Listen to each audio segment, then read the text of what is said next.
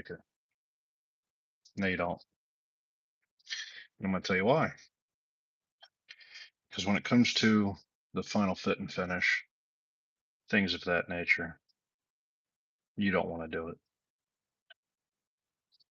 When it comes to doing the detail work, getting your hands dirty, literally rubbing your fingers raw using little bits of sandpaper, you don't want to do it. You want to do the hammering and the stuff like that. That's fun stuff. Everybody likes doing that.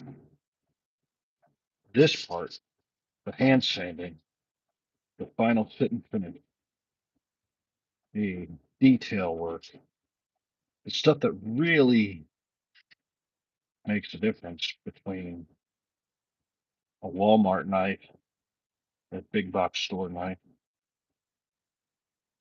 and a multiple $100 knife or multiple thousands of dollars knife. You don't want to do that. I've not met a knife maker yet that says they enjoy this. That say they find it enjoyable to do this portion of it, the hand sanding. Not one. This is the tedium, the annoying.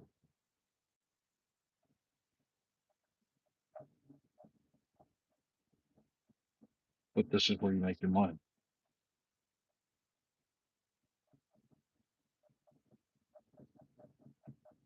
Do I hand sand all my knives now? I've gotten to where I don't do it all on all of them. I only do it on special blades or Damascus. If it's a specialty knife, something like a high-end kitchen knife, yeah, that's going to get hand sanded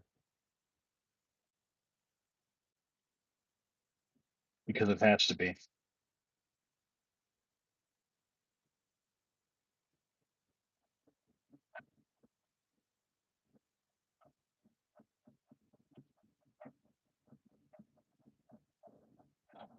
Thankfully, since this is being etched, I only have to go to 600 grit. You really don't want to take it much higher than that when you're etching steel. It just fools with the etch, kind of messes it up.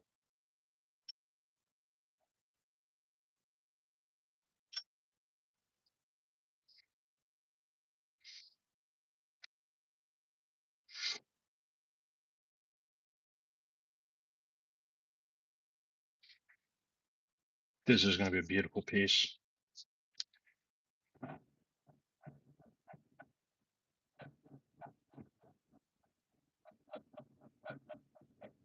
Etching very beautifully. When I did my test etch, it's perfect. The etch came out absolutely amazing. The contrast between the nickel and the high carbon steels was spot on. Beautiful.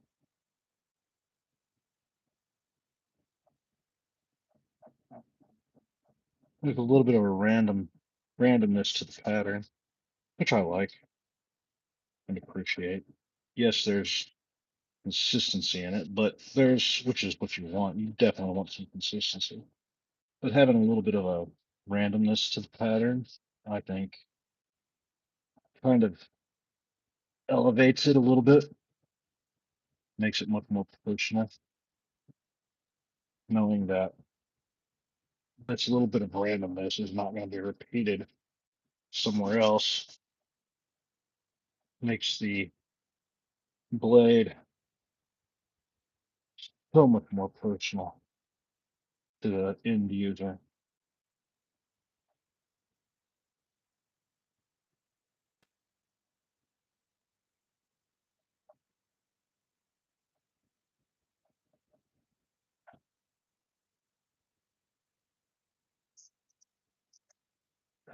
That's it for the 100 grit on the 220.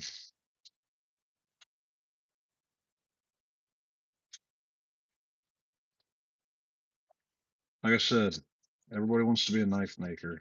Or thinks they do. Well, not everybody, but those who think they wish to be a knife maker before they ever fire a forge should have to sit down and hand sand out a knife or two before they ever begin stock removal. Should have to hand sand a knife or two and decide if they really want to put themselves through it.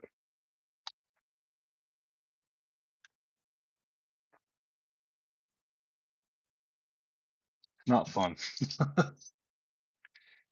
It's really not fun.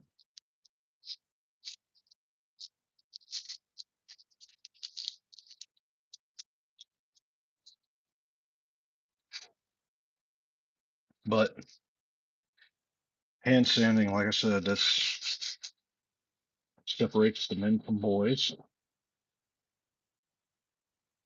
When you make good money, that's where you get the difference between cheap shit Walmart blades or big box store blades, rather.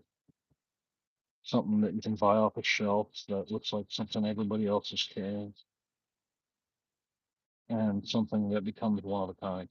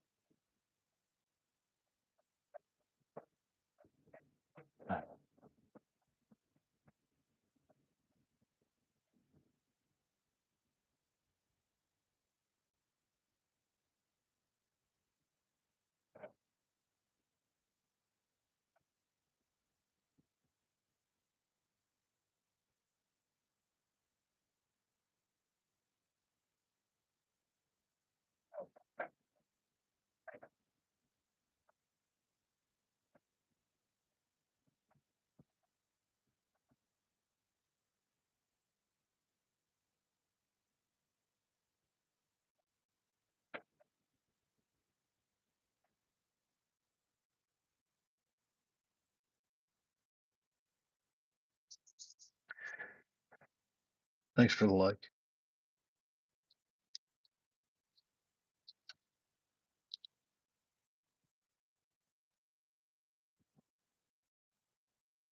My cats are in the background playing.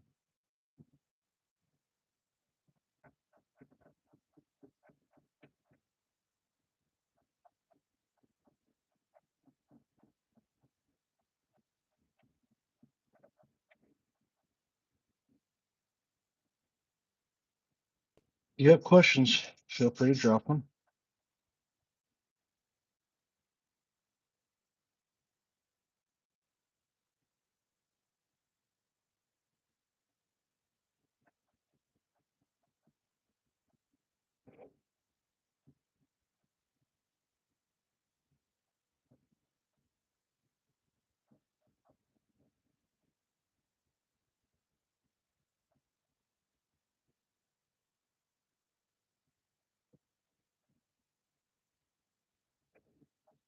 Where do you meet a good woman? Dude, good luck today. I got lucky.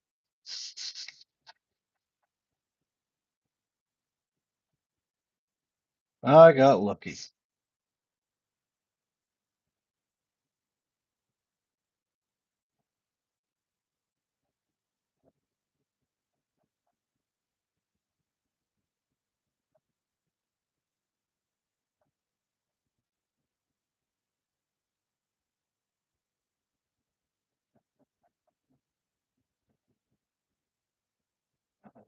I had to go through a bunch of bad ones first.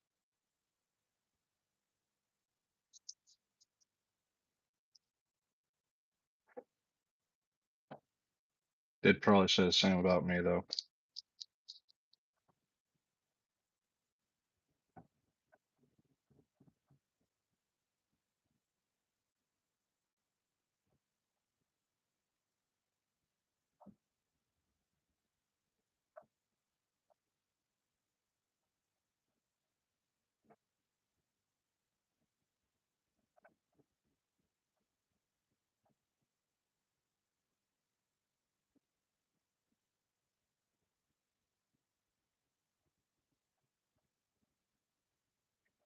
Yeah.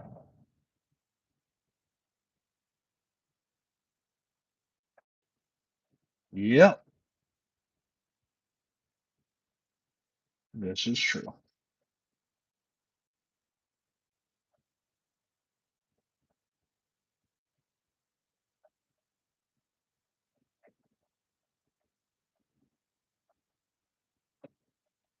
All right. Tell you where I'm at on this so far.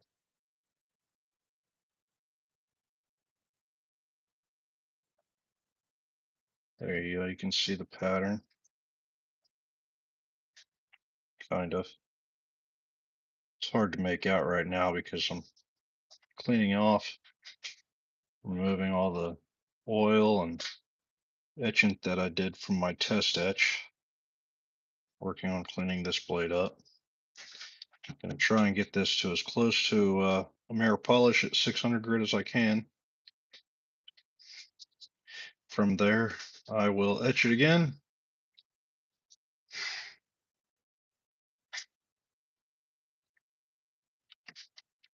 Let's see here. I can't tell if you can. Yeah, there it is. Okay. Trying to keep that in frame while simultaneously being able to see what the hell's being said in chat.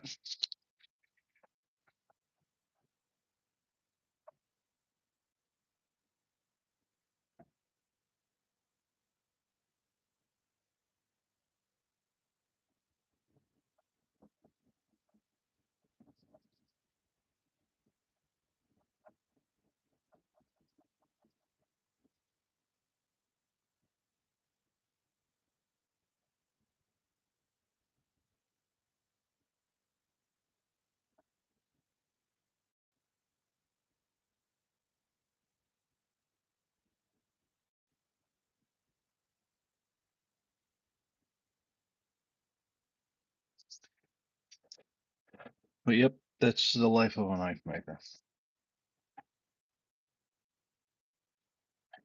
And 90% of the work that goes into this blade will be in the hand sanding. It will not be in the forging.